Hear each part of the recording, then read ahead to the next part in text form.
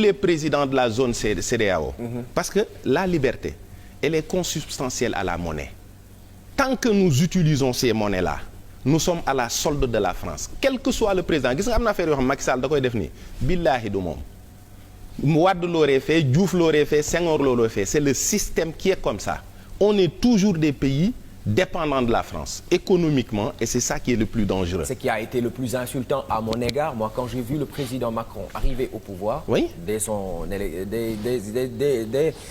la prise du pouvoir, oui, il a convoqué les présidents africains. Oui. Il les a attendus avec un chien à l'entrée. Moi, je me suis dit, mais comment ça c'est possible? Même lui-même n'est pas leur patron.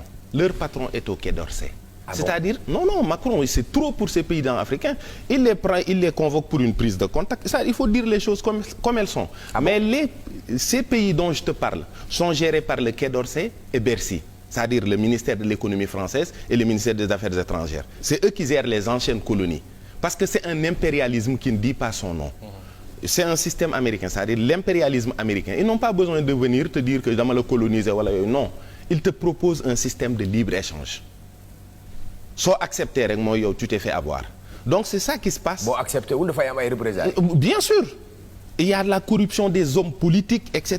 Tout. Même l'organisation Union européenne a été créée par les Américains. C'est des choses factuelles que tout le monde peut vérifier. Et aujourd'hui, quand regarde, le président il a dit, nous allons travailler à l'avènement du nouvel ordre mondial. Donc on va se mettre à travailler dans l'Union africaine. C'est-à-dire le Sénégal qui a des problèmes pour se gérer, qui a des priorités qui sont différentes de celles du Mali, qui sont différentes de celles du Togo. Ils vont tous se mettre ensemble pour dire non, on va dépenser notre argent pour gérer le littoral. Le Mali n'a pas de littoral à gérer. Le Mali va leur dire, moi, j'ai des problèmes pour avoir de l'électricité. D'autres pays n'ont pas ce problème-là. Donc, il faut que les États-nations africaines comprennent que là où on les mène, ça ne les arrange pas. Mais ce qui est dommage et dérangeant dans cette histoire, c'est que Mali, il est dem ba déglootuñ politique. Mais loolu laay ragal njort loolu fii moom am na Sénégal waaye léeg-léeg président di wax ñu bàyyi ko xel nag ñun. Gis nga avec les réseaux sociaux. Certaines personnes se sont tirées une balle dans le pied. Donc aujourd'hui man li ma jàng ci internet bi nga jàng ko keneen jàng ko. Ça nous a permis d'ouvrir les yeux. Tu n'as pas vu une certaine jeunesse africaine qui commence à se réclamer kémite. D'autres commencent même à aller jusqu'à l'extrême, c'est-à-dire à insulter même la religion et les chefs religieux. C'est-à-dire tout ça, c'est dans l'objectif d'une recherche identitaire. Aujourd'hui, tous les jeunes Africains ont besoin de s'affirmer, de savoir qui sont-ils. Et c'est aux antipodes de ce qui se passe parce que de l'autre côté, on veut effacer les traces des identités. On veut effacer. C'est quand l'Africain dit oui, il y a une statue ici où le gars parce que. Thiado dimbali ma rek nga ma koy waxaalal ci wolof. parce que am naa sama baykat yoo xam ne dama leen bëgg a sensibiliser. waaw xam nga am na nit ñoo xam ne tey jii dañoo bëgg a xam ñoom. ñooy ñan te balaa ngaa xam sa bopp xam sa cosaan te ñun ba léegi sunu cosaan ñun jànguñu ko de. tubaab bi moo ñëw fii expliquer ñun ñan ñooy ñan. ñun ñooy par exemple yow. ñi nga tuddee sa bopp mooy ceddo yi. ñoom ñoo doon jàpp suñu maam yi di leen jaay ñoom ñoo doon naankatu sàngara yi ñoom ñoo doon cakaykat yi loolu la ñu expliquer. man Diène Mac Faye laa tudd. c'est un nom typiquement africain sénégalais. sàngara tubaab bi moo ko fi indi. mooy sàngara. waaw léegi ñun avant Jean di ñëw ñun nun doon amee sàngara on n'avait pas ça. déedéet. donc amoon nañu ay valeur amoon nañu ay gis-gis ci àddina ak doxalin séeréer yi seen par exemple je donne l'exemple du Sine Mansa Wali John Mané c'est le premier roi du Sine Buur Sine bi mu fi ñëw gaabu la jóge ci Guinée ànd ak ay jigéenam ak lenn ci ay mbokkam ñëw Sine par sagesse la ko lamanu Sine yi jox nguur gi mu jël ko bi mu ko jëlee dafa dajale parce que boobu ni ñu ko wanee ne ko maanaam juróom-benni laman yi dañoo dem ku ne nga tibb suuf indi ñu jal ko mu yéeg ci kaw ñu ne ko yow la ñu dénk sunu suuf ak sunu ndox. Donc il a créé un corps d'élite qu'on appelle les ceddo dafa dajale ay jeunes yoo xam dañoo am kàttan am doole ne leen yéen laa bëgg ngeen di wattu suuf si fii lépp lu nar a jóge ci biti ñëw fi xam leen ne balaa jaar ci kaw kenn jaar ci seen kaw muy valeur de protection de la nation.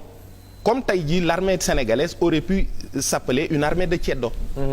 Parce que valeur yooyu yëpp dafay incarné wu ci nit ki. mais on nous a mal vendu ceddo. mais on nous a mal vendu ça. li ñuy wax ci ceddo moom mooy man on m'attaque des fois nit ne ma waaye mënoo nekk ceddo nekk murid, c'est-à-dire si je suis ceddo c'est ça que j'ai dans le sang mais c'est des valeurs man naanuma tuxuma jaayuma yamba, je fais aucun trafic mais je sais que je suis ceddo et j'ai des traditions aujourd'hui et puis les autres qui viennent aussi des oustas ñëw nañu waaw yéen seen tuur yi ngeen gëm ak seen maam yi da ngeen di bokkaale yàlla je n'ai pas vu dans la culture sénégalaise un seul peuple ou une seule ethnie qui a créé un dieu avant l'avènement de l'islam. Il faut qu'on vérifie ces choses-là. Sénégal amul woon benn yàlla bu ñu doon jaamu budul Allahu subhanahu wa taala xam nga lu ñu daan am lu ñu daan dimbalikoo ay cosaan yoo xam ne ay tegtal la ci reen ak sunguf ak yoo xam ne da lay dikkee ci gént ak yoo xam ne da nga koy gis xamuñu woon lan la biñ demee ba l'islam ñëw loolu la tuddee jinne mooy pangool yi nga xam ne moom la ñuy dimbalikoo mais jàppewuñu woon benn yàlla bi l'islam ñëwee nag indi fi yàlla ci la ñu gëm ne subhaanahu wa taala mii mooy roog seen mi ñuy wax ñun séeréer yi ak wolof yi naa yàlla keneen ak keneen am nu mu ko tuddee mais on n'est pas un peuple de polythéiste en fait on n'a pas ça dans les gènes. amuñu woon ay yàlla yu ñu yet tegal ko suñu. gisuma ko Kajoor gisuma ko Bawol gisuma ko Siin gisuma ko Saalum on n'a pas à s'insulter ñun amul yàlla yi ci biir Kaaba ga lañ nekkoon y en avait plus de 300 Kaaba gi la yonent bi ubbi daaneel yàlla yi fii bi l'islam ñëwee. te Ibrahima ko jiite. Ibrahima sax xam nga moom dafa tabax Kaaba gi. donc il les a sortis du polythéisme. mais diggante bi Ibrahima demee ak bi Mohammed di ñëwaat les gens se sont convertis au mazdéisme et au zarathostrisme. c'est des religions qui sont venues de l'Iran. donc fi mu ne nii boo xoolee Iran ak Arabie Saoudite li tax mënuñoo juboo mooy y a cette petite haine là mais des fois on les dit on les considère comme des mages. dañuy wax ne parce que ñoom ci wàllu aqida mooy li ñuy wax xam yàlla dañ ci sori trop te arab yi dañoo ragal philosophie ak yenn xam-xam yi. lan moo tax ñun bu ñu ñuy jàngal l'école. du ñu jàngal ñun ñooy ñan lan lañ ñuy jàngal école lu. waroo la ñaare ak suñu ñun ñi ñu doon. ndax loolu yaakaar nga ni jamono dina dox ba Sénégal ñu jàngal sénégalais moom mooy kan balaa ñu koy jàngal la Napoléon Bonaparte wax. la Aristote wax. la Descartes wax est-ce que yaakaar nga ni loolu ci éducation wu ndaw ñi mën naa am. mën na am. parce que je pense que y a un changement y a un réveil des consciences. gis nga même France. dal na leen fi mu ne nii.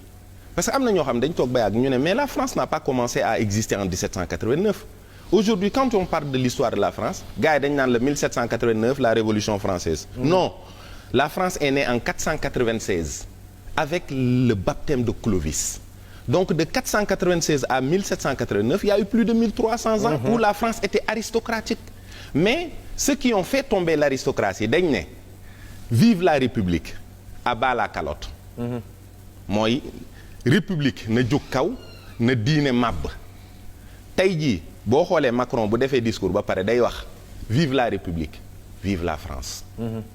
donc la République et la France c'est pas la même chose. la République c'est celle qui dirige la France derrière les loges c'est sur les tables des loges que la République dirige la France donc quand les projets l'importance ou la quintessence de la laïcité. la laïcité.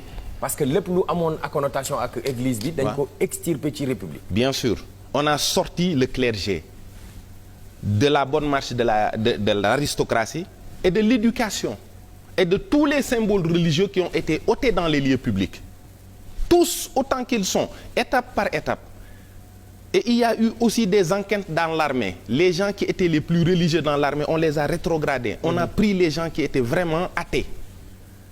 affaire bi nekk une religion c'est-à-dire quand une chose est laïque c'est qu'elle est départie de tout caractère religieux mooy diine c'est-à-dire il y a eu un débat philosophique mooy l'existence de Dieu yàlla am na wala amul ñu dem ba ci biir ñu ne yàlla am na amul c'est un débat bu amul issue ndax yàlla waajib la farata la kenn mënul wax ci xam-xam ba dàq nekkul yàlla philosophie dofuñu quoi ñu bàyyi ko fi ne léegi comme mi ngi fi ok il est têtu on peut pas le sortir de tout ça on va faire en sorte que les gens vivent sans Allah sans Dieu ils ont organisé des états laïques c'est-à-dire dans la bonne marche du ñu sóoraale yàlla l'homme s'est émancipé de Dieu maanaam génne yàlla ci doxalinam jigéen émancipé wu ci góor mooy jigéen ñi dañoo xëy rek ne góor ñi léegi xam nga lan la vous nous avez parce que en France jigéen dañ ko jàppee woon comme mineur du voter du def dara moo xale yi ñoo yemoon. jigéen ñi xëy ne lii day dañ.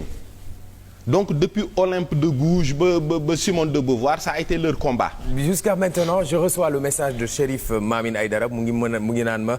Pape nuyul ma Ceddo Mouride c'est-à-dire mu ngi def émission bu am solo macha allah. nee na Ceddo du nit. Chérif Mamine ñu ngi lay nuyu bu baax gis nga alaaj taal ngol-ngol daa xëcc 16e ñëw toog yéen ñaara bokk même combat Ceddo. ma dellu si waat ci réorientation wu sama question bi. on est un peu parti. mais ma dellu si waat la. waaw naka la ñuy def ba tëgg doomu Sénégal ba boo ko ne jàkk. ci njàngam mu xam moom mooy kan. ndax loolu mën naa ne est-ce que am nañu histoire vraiment bu ñu mën a inculper ndawu Sénégal yi ba ñu xam ñoom. Cheikh Anta nee na Égypte lañ jóge pourquoi taxawuñu ba léegi lijjanti ndax am loolu lu wér la Cheikh Anta c'est un scientifique lu mu def c'est factuel.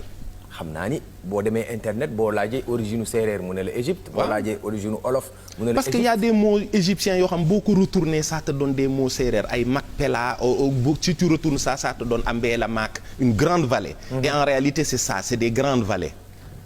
xam nga li ma la wax. parce que ce peuple là dañoo jóge ci kaw wàcc. l'Égypte lépp fa la xewee. fa la Moussa jóge ànd ak Israël.